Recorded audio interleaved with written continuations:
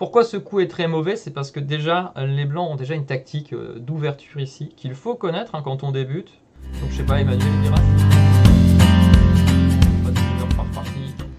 E5, le coup le plus logique. Quand vous commencez aux échecs, c'est le coup à jouer. Pourquoi?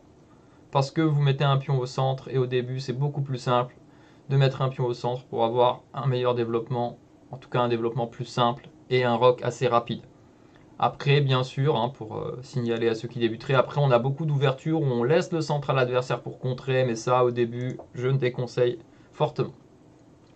Alors ensuite, cavalier F3, qui est le coup le plus classique, attaque le pion E5.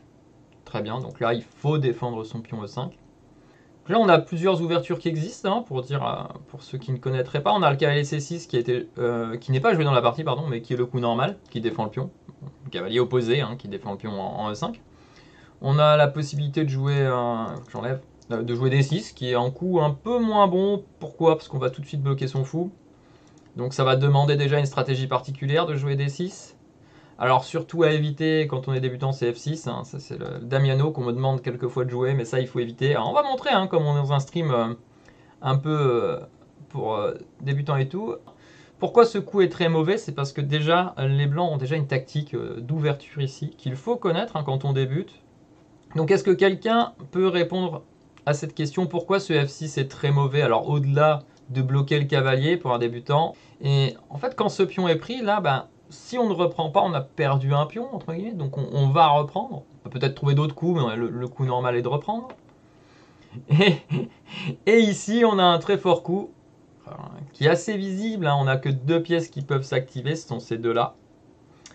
Donc à prendre en compte toujours de bien regarder quelle pièce on active à chaque fois qu'on joue un pion. Et quand on a joué E4, on a activé le fou et la dame. Et donc on a... Alors là, on fait échec et surtout, ça attaque le pion E5.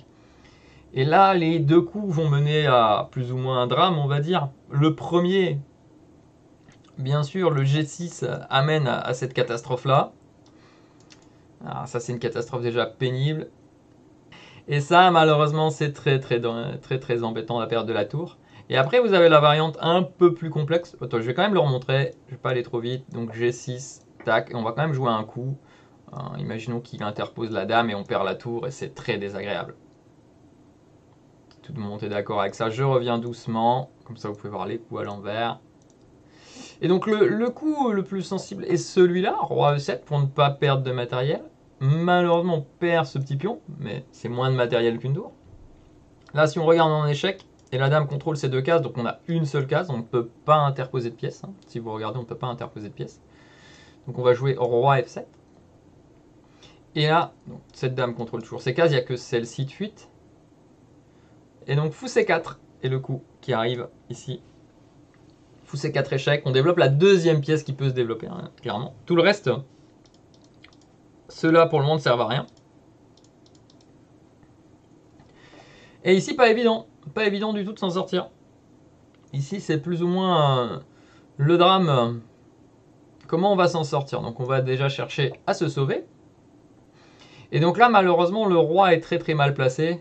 Et normalement, on doit pouvoir même le mater de manière forcée.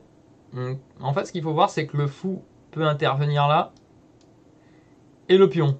Et alors, comment on le mate? Qui va nous trouver le mat? Dame F5, ok. Roi H6. Alors, pion mat, c'est pas évident à voir. Mais en fait, ce qu'il faut voir, c'est que le fou ici peut attaquer. Donc, on peut faire D3 ou D4 au choix. Bon, on va le pousser de 2 parce que ça fait plus joli.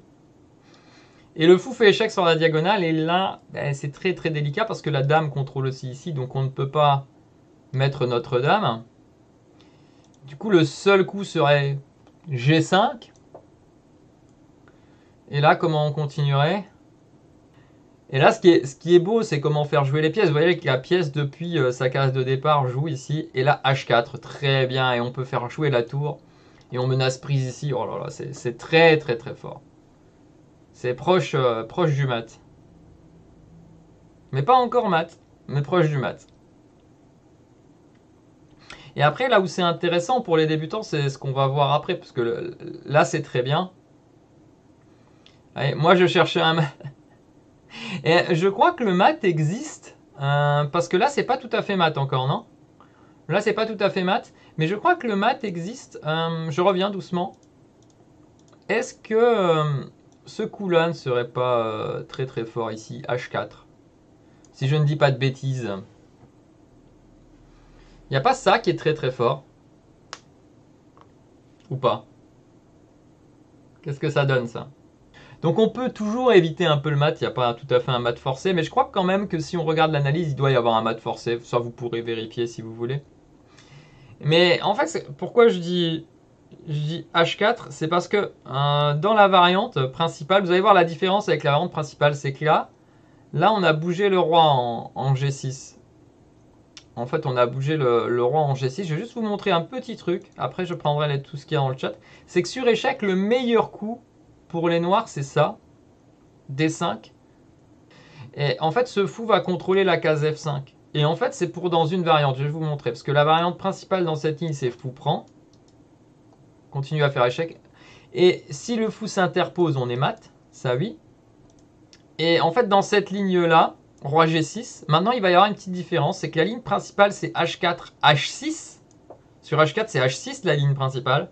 Et là, en fait, il n'y a plus le mat avec dame F5. C'est ça la petite différence entre les deux. Alors que quand on regarde l'autre, je prends une toute petite pause ici.